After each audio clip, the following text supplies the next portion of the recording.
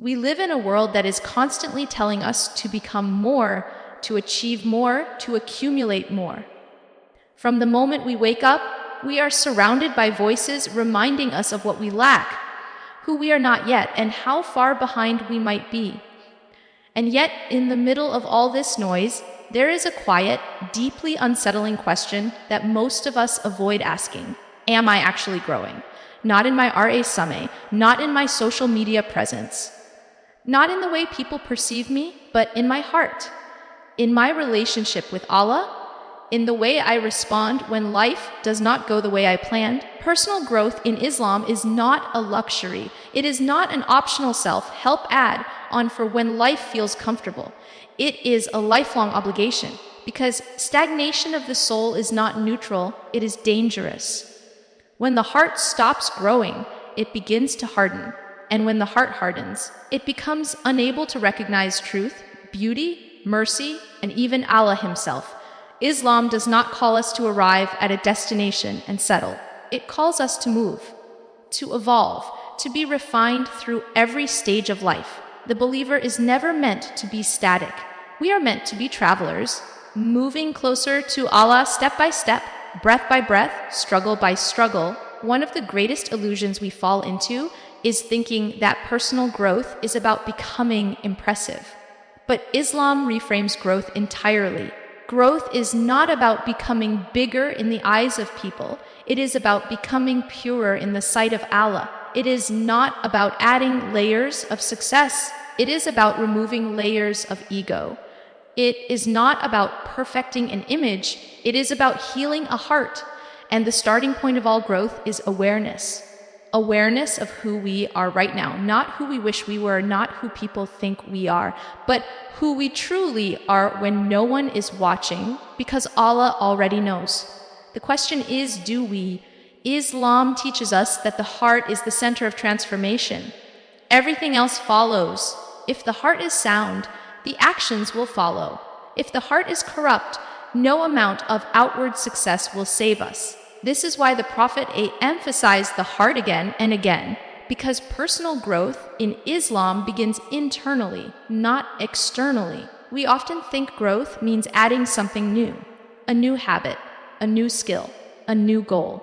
But sometimes growth means letting go of attachments that weigh us down, letting go of expectations that were never meant for us, letting go of identities that no longer serve our akira, letting go of versions of ourselves that were shaped by fear, insecurity, or pain. And this process is uncomfortable. Growth is not gentle. Growth stretches us. It exposes us. It humbles us. It forces us to confront parts of ourselves we would rather ignore. That impatience we justify. That resentment we hide behind politeness. That arrogance we disguise as confidence. That reliance on people instead of Allah. But Islam does not promise comfort, it promises purpose. And purpose requires growth. One of the most profound aspects of personal growth in Islam is that it is inseparable from trials. We often assume that growth should feel uplifting, motivating, and inspiring. But the Quran teaches us that growth often comes through difficulty, through loss, through heartbreak, through moments where we are stripped of everything we thought defined us. Why? Because hardship has a way of revealing truth. It shows us what we truly rely on. It exposes the fragility of dunya attachments. It forces us to ask, what remains when everything else is gone? And this is where real growth begins. When we stop running from pain and start asking what it is trying to teach us. When we stop seeing hardship as punishment and begin seeing it as purification. When we realize that Allah is not breaking us, He is refining us. Personal growth in Islam is deeply tied to intention. You can be busy and stagnant at the same time. You can be productive and spiritually empty. Growth is not measured by how much you do, but by who you are becoming, by the sincerity behind your actions, by the humility in your heart. This is why Islam emphasizes intention so strongly. Because the same action can elevate one person and destroy another. The difference is not the action itself, it is the heart behind it. Growth happens when we constantly realign our intentions, when we ask ourselves, why am I doing this? Who am I doing this for? What am I hoping to gain? And here is where many of us struggle, because we want growth without surrender. We want improvement without vulnerability. We want transformation without trusting Allah enough to let go of control. But Islam teaches us that true growth requires tawakkul. Not passive resignation, but active trust. Trusting that Allah knows us better than we know ourselves. Trusting that His plan for our growth may look very different from what we imagined. Trusting that delays, detours, and disappointments are not signs of failure, but signs of divine guidance. One of the most dangerous obstacles to personal growth is attachment. Attachment to outcomes, attachment to people, attachment to versions of life we have idealized. When we become attached, we stop growing because we are too afraid to lose. We cling to what feels safe, even when it is holding us back. Islam does not ask us to detach from the world completely. It asks us to place the world in our hands, not our hearts, because whatever occupies the heart begins to shape it. And if the heart is filled with dunya, there is little room left for Allah. Growth happens when we slowly, consciously, courageously shift our attachment. When we stop seeking validation from people and start seeking acceptance from Allah. When we stop measuring our worth by success and start measuring it by sincerity. When we stop fearing loss and start trusting divine wisdom. Personal growth in Islam is not linear. You will have days of clarity and days of confusion.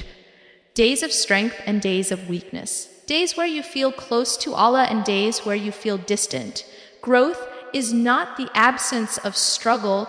It is the willingness to return again and again, even after falling. And this is where mercy becomes central to growth. Because if we are harsh with ourselves, we will stop trying. If we believe that one mistake defines us, we will give up. But Islam teaches us that growth is fueled by hope, by knowing that Allah's mercy is greater than our failures. That repentance is not a setback, it is progress. Every time you return to Allah, you grow. Every time you choose humility over ego, you grow. Every time you choose patience over reaction, you grow. Every time you choose sincerity over image, you grow. But growth also requires honesty, brutal honesty, with ourselves, with our intentions, with our weaknesses. Islam does not ask us to pretend to be perfect. It asks us to be truthful, because you cannot heal what you refuse to acknowledge. Personal growth means sitting with uncomfortable truths about yourself, recognizing patterns that keep repeating, asking why certain sins keep pulling you back, asking why certain fears still control you, asking why certain wounds remain unhealed. And instead of running, you bring those questions to Allah. Growth in Islam is deeply relational. It is about deepening your relationship with Allah. Not through perfection, but through presence, through remembering Him in moments of ease and moments of hardship, through turning to Him not only when you are desperate, but when you are grateful. The Quran is not just a book to be recited, it is a mirror, a guide for growth, a tool for self-examination. When we engage with the Quran honestly, it challenges us, it confronts our assumptions, it disrupts our comfort, it calls us higher. And yet, many of us approach the Quran passively. We listen, but we do not reflect. We recite, but we do not internalize. Growth happens when the Quran becomes personal, when its verses speak directly to your struggles, your fears, your hopes. When you allow it to reshape the way you see yourself and the world. Personal growth also requires discipline. Islam does not separate spirituality from structure. Prayer, fasting, charity, these are not just rituals, they are training grounds for growth. They teach consistency, self-control, gratitude, humility. Salah, for example, is not meant to be a checkbox. It is meant to interrupt your day and realign your heart, to remind you again and again that no matter how busy you are, Allah comes first. Growth happens when prayer changes you, when it softens your heart, When it disciplines your ego, fasting teaches us restraint. It reveals how attached we are to comfort. It trains us to say no. Growth happens when we learn that we are not controlled by our desires, that we can choose discipline over impulse. Charity teaches detachment. It reminds us that what we give does not decrease us, it purifies us. Growth happens when we loosen our grip on what we fear losing. Personal growth in Islam is also about service. You cannot grow in isolation. Growth is not self-obsession, it is self-refinement for the sake of others.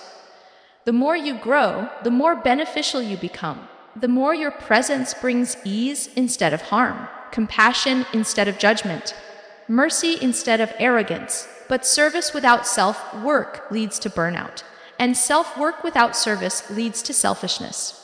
Islam balances both. You grow internally so you can give externally, and you serve externally so your growth does not become self-centered. One of the most overlooked aspects of personal growth is patience with the process. We want transformation overnight. We want to wake up healed, disciplined, spiritually strong. But growth is gradual. Allah works with time. Seeds do not become trees overnight. Hearts do not heal instantly. Islam teaches us to value consistency over intensity.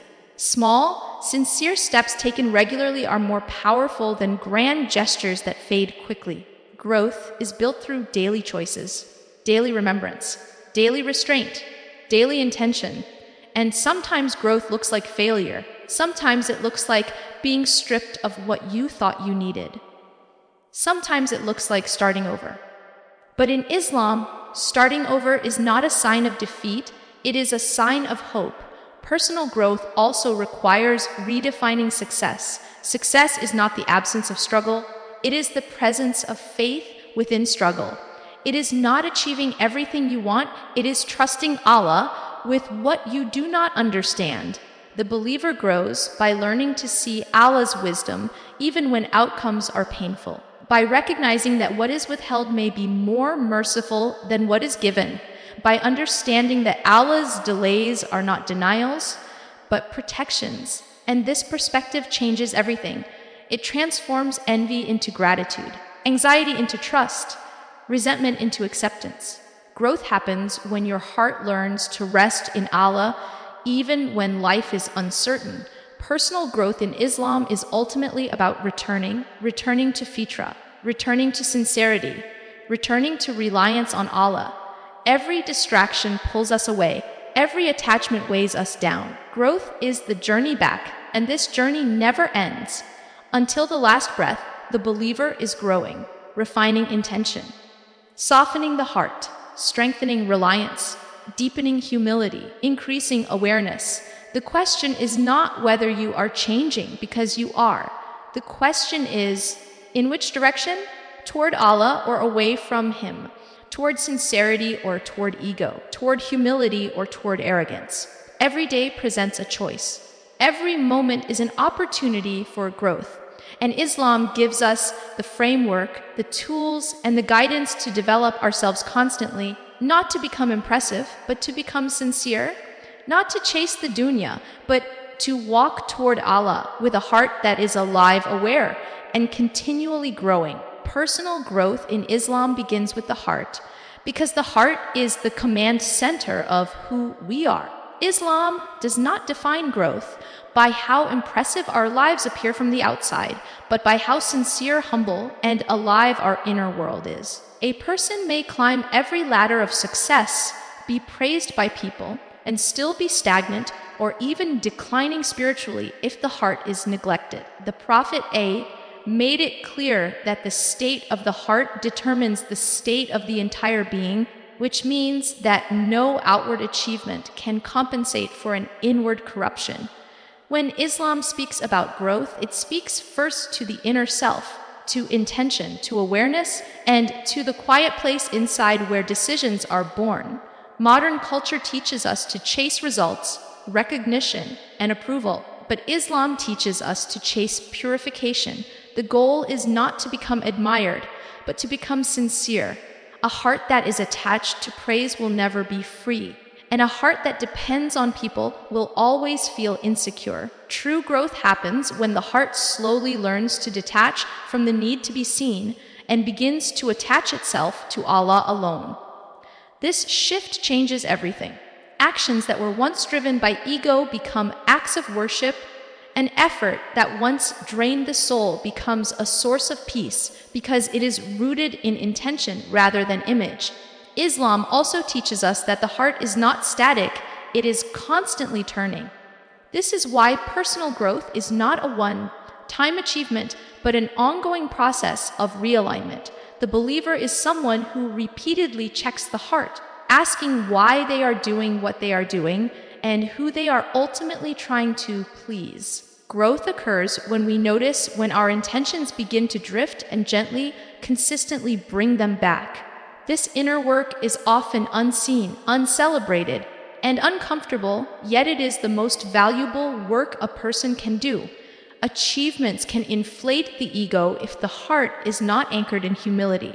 Knowledge can become a source of arrogance if the heart is not softened by reverence. Even acts of worship can become empty rituals if the heart is absent. Islam does not separate success from sincerity, it measures success by it. A small deed done with a pure heart outweighs a mountain of actions done for recognition. This understanding liberates the believer from the exhausting race of comparison and performance, allowing growth to be rooted in authenticity rather than pressure. When growth is centered on the heart, life itself becomes a classroom. Every interaction becomes a mirror, every challenge a lesson, every emotional reaction a sign pointing inward. The believer learns to ask not only what happened, but what it revealed about the heart. Was there patience or anger, trust or fear, gratitude or entitlement? Through this lens, even failures become opportunities for growth because they expose what still needs healing and surrender. Ultimately, Islam teaches us that the heart is the place Allah looks at, not our accomplishments or titles. When the heart grows in sincerity, humility, and reliance on Allah, everything else follows naturally. Actions become lighter, worship becomes sweeter, and life becomes more meaningful because growth is no longer about becoming more in the eyes of the world, but about becoming truer in the sight of the one who truly matters. Personal growth in Islam requires a level of awareness that goes beyond surface behavior and reaches into the hidden corners of the self. It begins with noticing patterns rather than isolated actions, recognizing what repeatedly pulls the heart away from Allah, and asking difficult questions about why certain choices feel so hard to change. Islam does not encourage denial or self-deception, it invites clarity. Without awareness, a person can spend years performing religious acts while the heart remains unchanged. Growth starts the moment we stop blaming circumstances and begin observing ourselves with honesty and humility. Honesty with the self is one of the most challenging forms of worship because it strips away excuses. It requires admitting that some attachments are not necessities but dependencies, that some relationships are not sources of peace but sources of fear, and that some goals are driven more by validation than purpose. Islam teaches that anything we fear losing more than Allah, anything we obey more than Him, and anything we rely on more than Him has quietly become an attachment. These attachments do not always look sinful, but they weigh heavily on the heart and prevent spiritual movement. Letting go is rarely dramatic, it is gradual and internal. Islam does not demand that we abandon the world, but that we remove it from the center of our hearts. This process begins when we notice emotional reactions that reveal attachment, such as anxiety over outcomes, resentment when expectations are unmet, or despair when something is taken away. These emotions are not signs of failure, but signals pointing to where the heart has attached itself too tightly. Growth happens when we listen to these signals rather than suppress them. Awareness also means recognizing the stories we tell ourselves, the justifications for harmful habits, the narratives that keep us stuck in victimhood, and the assumptions we make about Allah's intentions toward us. Islam teaches that growth requires correcting these inner narratives with truth. When we become aware of how our thoughts shape our emotional state, we gain the ability to realign them with faith, trust, and accountability. This does not happen through harsh self-criticism, but through sincere self-examination rooted in hope. Letting go is an act of trust. It is choosing to believe that what Allah holds for us is better than what we cling to out of fear. This trust grows slowly through experience, through reflection, and through repeated reminders that Allah does not take without giving and does not delay without wisdom. The heart learns over time that release does not lead to emptiness, but to space for peace, for growth, and for deeper reliance on Allah. Islamic personal growth is not about becoming detached from life, but about becoming unattached to control. It is about recognizing that clinging tightly to outcomes, people, or identities limits the heart's ability to grow. When awareness increases and attachments loosen, the heart becomes lighter and more receptive. The believer begins to move through life with less fear and more trust, less resistance and more acceptance, because growth has shifted from chasing security in creation to resting in the certainty of the Creator. Trials are not interruptions in the path of growth, they are the path itself. In Islam, hardship is not seen as a detour away from personal development, but as one of its most powerful engines. When ease surrounds us, the heart can become distracted, attached, and complacent. But when difficulty enters, it strips away illusions and forces us to confront what we truly rely on. Trials have a way of shaking the heart awake, reminding it that security does not come from stability, people, or plans, but from Allah alone. Many people assume that struggle means something is wrong. That pain is a sign of divine displeasure or personal failure. Islam reframes this entirely. Hardship is often a form of mercy, not because it feels gentle, but because it purifies. Fire refines metal, and difficulty refines the soul. Through trials, the heart is cleansed of arrogance, entitlement, and false dependence. What remains is a clearer understanding of our weakness and Allah's strength, and this realization is the foundation of real growth. Trials also expose what lies beneath the surface. When life goes according to plan, we may believe we are patient, trusting, and grateful. But when plans collapse, when doors close, when loss arrives, our reactions reveal the truth. Do we turn inward with resentment or upward with supplication? Do we cling tighter to what we cannot control, or do we release and surrender? These moments are not tests of endurance alone, but tests of awareness, intention, and trust. Islam teaches that hardship is not meant to break the believer, but to return them to sincerity, to humility, and to remembrance. Often, growth happens not through gaining something new, but through losing something that distracted the heart. Loss has a way of creating space, and in that space, faith can deepen.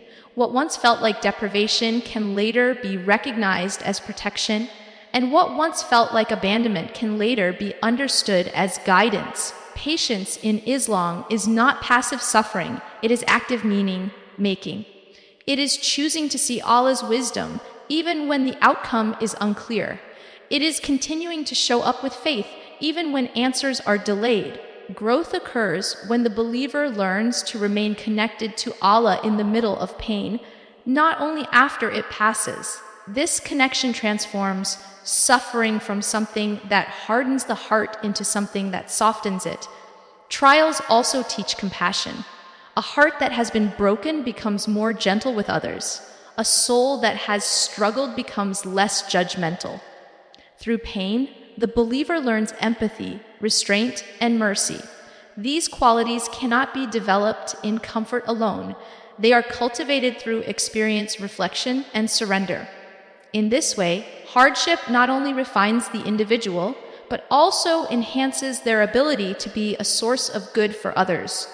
Islam does not promise a life without hardship, but it promises that no struggle is wasted. Every tear, every moment of uncertainty, every instance of loss carries the potential for growth if it is met with awareness and trust. When trials are approached as teachers rather than enemies, the believer begins to grow not despite difficulty, but because of it, moving forward with a heart that is deeper, humbler, and more firmly rooted in reliance on Allah. Consistent worship in Islam is not meant to be a mechanical routine, but a system of inner training designed to shape the soul over time. Acts of worship are repeated not because Allah needs them, but because we do. Through consistency, the heart is disciplined, softened, and reoriented again and again toward what truly matters. Growth does not come from occasional bursts of inspiration, but from steady, intentional practice that slowly transforms character and consciousness. Prayer is one of the most powerful tools for personal growth when it is approached with presence. Each prayer interrupts the flow of daily life and calls the believer back to awareness of Allah. It is a reminder that no matter how busy, successful, or overwhelmed we feel, our true position is one of humility and dependence.